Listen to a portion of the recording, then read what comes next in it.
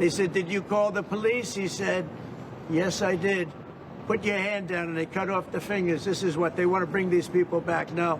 And I want to thank the president of El Salvador for the job he's done, because that is, that's the way it has to be done. And it's too bad. Yeah, please. Chuck Schumer and Nancy Pelosi, they've been talking about tariffs for decades. How come when these Democrat elites want tariffs, everything's hunky-dory, but when President Trump wants tariffs, all hell breaks loose? Do you see this double standard? I love this guy, whoever the hell that is. That's really nice. I appreciate that question. No, Chuck Schumer, Nancy Pelosi, everybody knew you had to do it, but they never had the guts to do it. It does take guts. It even takes guts for our country to go through it. That's why I say be cool. They were saying about, see, just be cool. It's going to work out. It's going to work out, and it's working out. I can tell you, working out maybe faster than I thought. But I said it's, you know, it's going to take a little conditioning. It's a transition to, it's really, I think it's a transition to greatness. It's going to be greatness. Our country is going to be, there'll be nothing like it. And people investing in our country, they're going to do better than they've ever done before. We have more car manufacturers, Roger, coming into our country now, speaking of cars. We've never seen anything like it. And they're coming in because of the election, but they're coming in because of the tariffs, because they don't want to pay 25 or 50 or whatever it may be.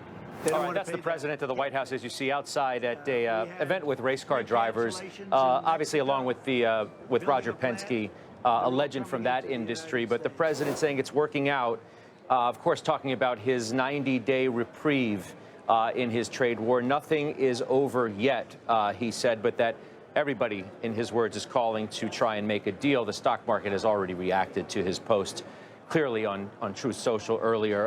An extraordinary day. Back with Brad Gerstner of Altimeter. We've had the pivot, but we've put a lot of trauma through this market, through a lot of trauma. And, you know, you've wiped trillions of dollars in value out.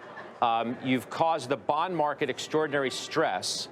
You've left CEOs, as I said, paralyzed, and that just doesn't disappear with a pivot. Yeah, I get, you know, Scott, remember, it was a week ago that we announced these tariffs. I know it feels like it was a couple of years ago at this point in time. So, yes, there's been maximum uncertainty. Yes, he was hearing from a lot of CEOs that this uncertainty was causing demand destruction.